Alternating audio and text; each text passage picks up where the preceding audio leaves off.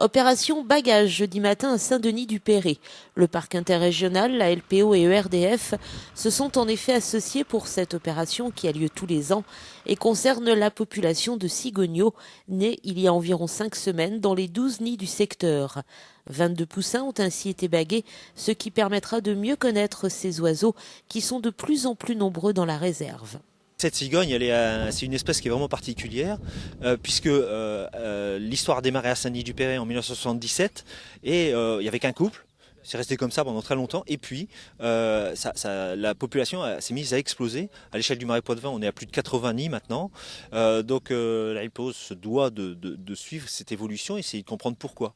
Donc là, on fait appel à des bagueurs du Muséum national d'histoire naturelle qui viennent poser des bagues sur les cigogneaux. Et ensuite, donc, les nids sont pas toujours accessibles, ils sont toujours hauts. On a un partenariat avec ERDF qui nous met à disposition leur nacelle 4x4. Comme ça permet en une journée de faire un maximum de nids. Il y a une autre équipe avec mon collègue Paul Trottignon qui est avec une échelle. Et comme ça, on peut baguer entre 10 et 15 nids dans la journée. Alors les bagues sont prises en charge par le parc interrégional du Marais Poitevin et toutes ces données sont intégrées à l'Observatoire du patrimoine naturel du Marais Poitevin qui est géré par le parc. Les cigogneaux sont donc attrapés grâce à la nacelle ERDF, descendus, et on leur appose 2 bagues distinctes qu'ils garderont toute leur vie. Une bague officielle métallique du Muséum de Paris. Et puis on adjoint sur l'autre patte une bague d'Arvik, donc c'est un plastique spécial avec une combinaison qu'on appelle alphanumérique, c'est-à-dire soit des chiffres, soit des lettres.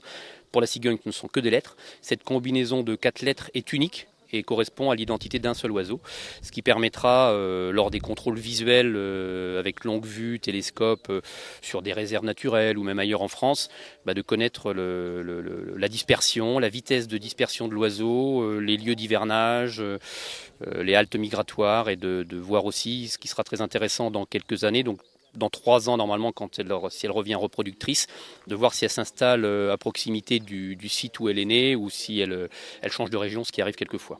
Cette opération s'effectue toujours quand le bébé est âgé d'environ 5 semaines.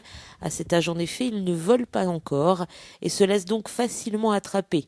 Ainsi, les cigogneaux font le mort et restent totalement immobiles pendant toute l'opération. C'est leur réflexe de défense, c'est 5 semaines, 5-6 semaines, c'est très bien, sachant qu'à 8-9 semaines, elles peuvent être volantes. Donc faut éviter de s'approcher de cette date de l'envol, parce qu'on peut provoquer un envol prématuré, ce qui est toujours dommageable. Donc l'âge idéal, c'est l'âge auquel elles ont été baguées, là, c'est-à-dire entre 5 et 6 semaines. Grâce à ce bagage, les techniciens vont donc en apprendre davantage sur cette population de cigognes et notamment sur sa migration qui les conduit de la Pologne au Sud-Sahara. Tout est fait pour collecter un maximum d'informations sur cette espèce particulière et attachante. C'est un oiseau qui a une faculté d'adaptation très intéressante au niveau de son régime alimentaire. Là, si on trouve les pelotes de réjection, il n'y a pas que les rapaces qui font des pelotes de réjection, tous les oiseaux. Et quand on regarde les pelotes de réjection, on s'aperçoit que c'est rouge d'écrevisses. En ce moment, les cigognes dans le marais ne mangent que des écrevisses de Louisiane. Les jeunes sont gavés d'écrevisses de Louisiane.